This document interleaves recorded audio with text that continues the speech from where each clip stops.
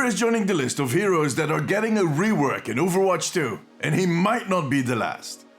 Hey guys, I'm Dinsies from the Omnic Post. During Season 7 we saw two substantial reworks, Sombra and Roadhog. Both heroes got a new ability and some of their other abilities were either removed or reshuffled. Well, turns out that the team is not done just yet, and that other heroes might get that same treatment, including a classic like Reaper. More about what they have in store for our resident edgelord later in the video. Let's have a look at the other reworks first. Now, while the actual impact of the rework for Roadhog is still a point of discussion, the Sombra one is overall considered rather successful. Her pick rate went up dramatically, while her win rate kind of stabilized on a healthy level. I myself have been playing her a lot more since she was reworked, which is both easy and impressive since I did not play her at all before Season 7. And that is exactly why they do these reworks. Over the years, as the roster grows, the meta shifts and our playstyle and expectations kind of change, some heroes find themselves at the bottom of the pick list. And while tuning the stats is sometimes enough to remedy the issue, in other cases the problem is more fundamental. Either because the kit does not have the room for said tuning, because the slightest changes to those heroes will make them either OP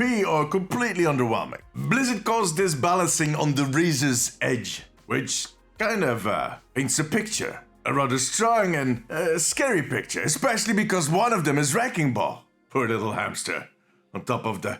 yeah. Other times it's just because the kit no longer or actually never really fit the game. You know, live and learn. In all of these cases, the team needs to go back to the table, look at what the core identity is for that hero, and see how they can remove and add some elements to make it all fit. And make it sound so easy, but it's not. Both Sombra and Roadhog went through that process. And according to the team, Wrecking Ball and Cassidy are the closest to getting that same treatment. Wrecking Ball because he is one of those cases, as I said, that is balanced on the razor's edge. So he either is OP or he is underwhelming. Now, according to the lead hero designer for Overwatch, Alec Dawson, they want to make it a little easier for some supports to play alongside Wrecking Ball. They want to increase his options in combat and hope to give him some comfort of life changes. In other words, they're not really thinking about anything as big as they did with Sombra yet. Cassidy has another problem. He's kind of boring. That sticky grenade was an attempt to spice him up, but yeah, that kinda escalated. It led to a ton of frustration, especially with the victims of that sticky grenade. We do not know what their plans are with the old cowboy, but it is clear that something has to give. And as I said, they are just the top of the list, because Blizzard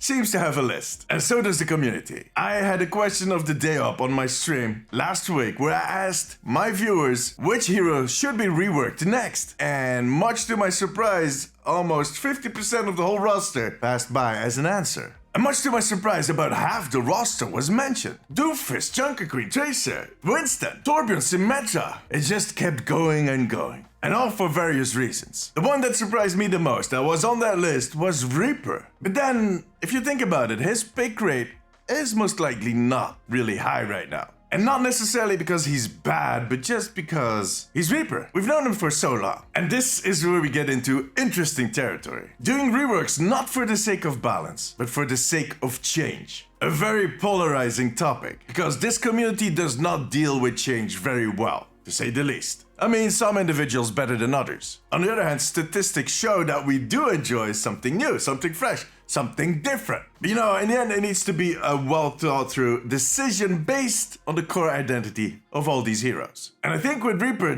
that might actually work. During Q&A, Alex shared that they had their first brainstorm about what they wanted to do with Reaper, what their plans were for his future abilities or his future kit. In the first instance, their goal is to modernize his kit, and especially Raid Form and Shadow Step are in the picture. They're also thinking about giving him that right-click ability that he is missing, but not just for the sake of giving him a right-click ability. It needs to make sense. And the sense they want to give to it is allowing him to have more of a decision-making role in combat. And that kind of all sounds interesting. I mean, I love these reworks. I love new stuff. My shrink probably has a theory about why that is actually the case.